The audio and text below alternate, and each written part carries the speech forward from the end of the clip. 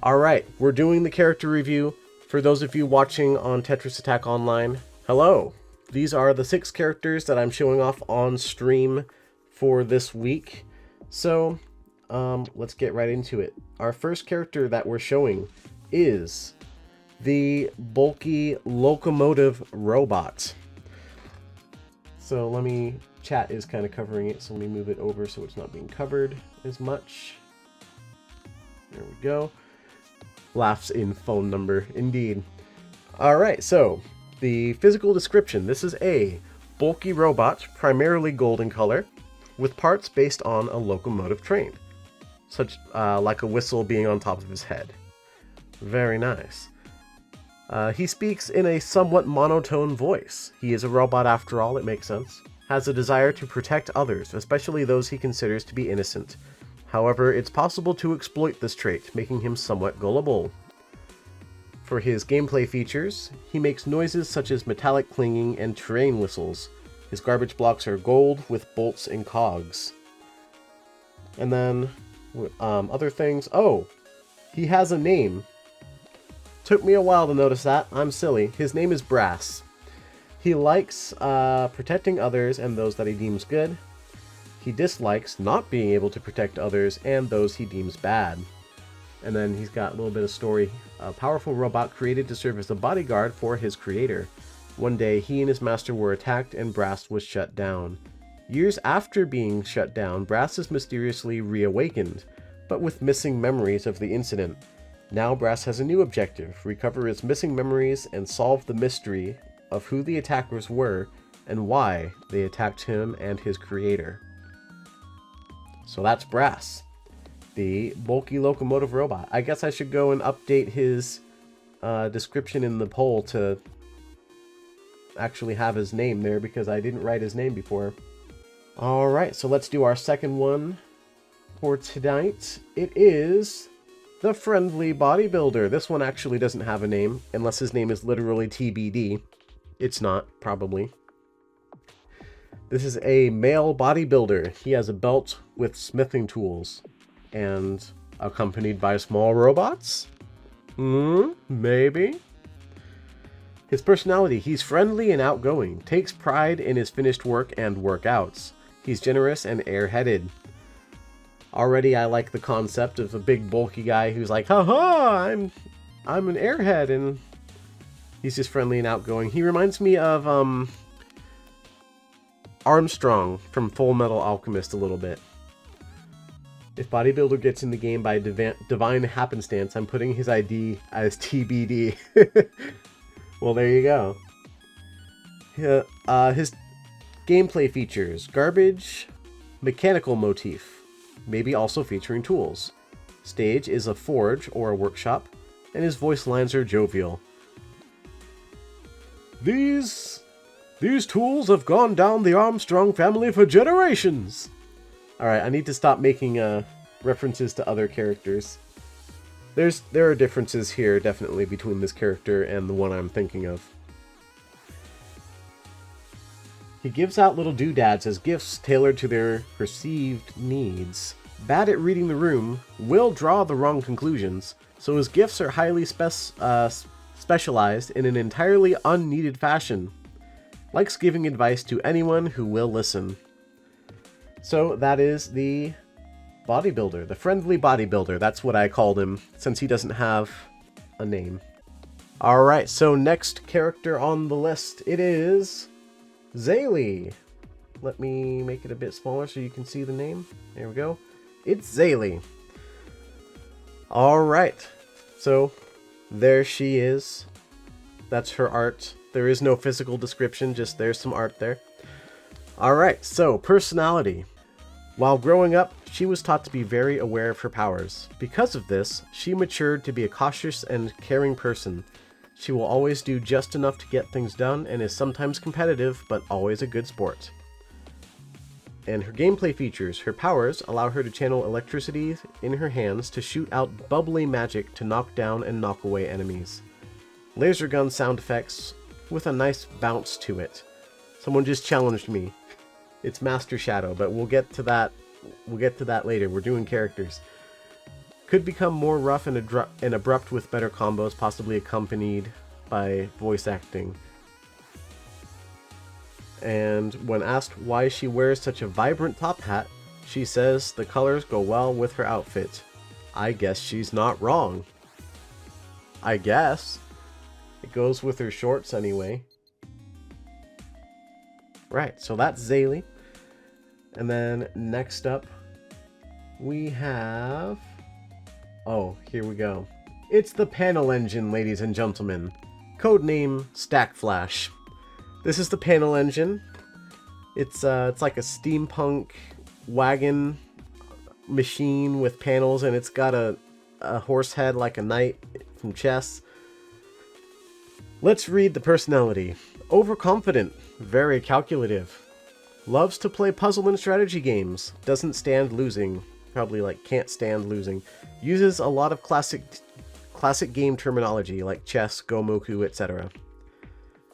Gameplay features: the garbage is wine colored and has a checkered pattern, which reminds of like a chessboard to me. Sounds: gear grinding for lower chains, metal pipe sounds for bigger chains, because it's got like a big pipe right there. Oh, my mouse doesn't show up on top of it. Oh well. I can't point things out, but it's got a pipe in its mouth, okay? It's a stern, fatherly panel engine, okay? Voice will be mechanically fill-tired, asterisk. And then the asterisk down below says filtered. I don't know. That must be some kind of a joke. Like, you could have fixed that, but okay. Accompanied by Morse sounds, well, like Morse code, I guess. That makes sense, because it's like an engine, it's a computer. And then the stage is the Academy's game lobby. The art doesn't 100% reflect how the character should look. Generally a robot with a horse head and anything on its design that reminds one of strategy or puzzle games, such as Panel Attack itself. Not that bad of a guy, actually. Idea inspired by chess engines. Filtered. Alright. This one's a good meme. I like this one. Alright, last two characters for the video. We've got Picker and Pecker, the digging duo. Looks like a little... Oh, well, he's got a description. It's a short old gnome miner with a pickaxe, and he's got a bird wearing a headlamp resting on the miner's head. Picker and Pecker work together to mine for mana crystals, or whatever this universe uses. The Picker is short, nimble, and strong, despite his old age. He's been mining nearly his whole life, and is among the few who choose to mine by hand instead of with machinery. The Pecker rests on the Picker's head, serving as a sort of service animal. Although the Pecker carries the headlamp, the Picker can see in the dark. The two work in unison, and are often heard whistling together. That's cute.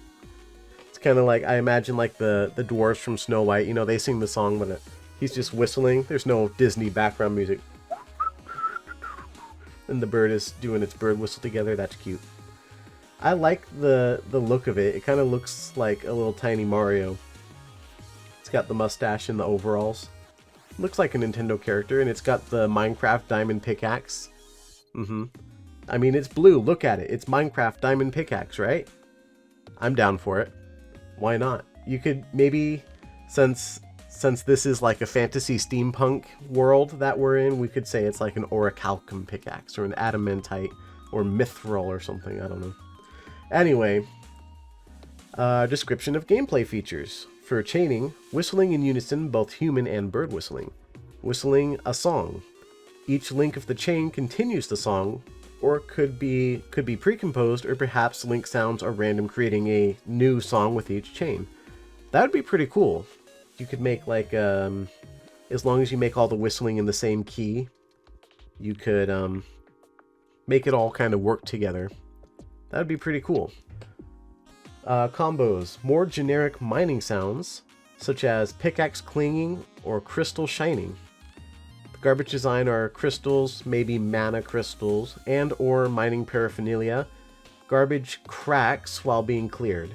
A lot of garbage kind of does that anyway, but that would work out since, well, that's what garbage does anyway. And it's like crystals, and you're mining the crystals that he drops on you.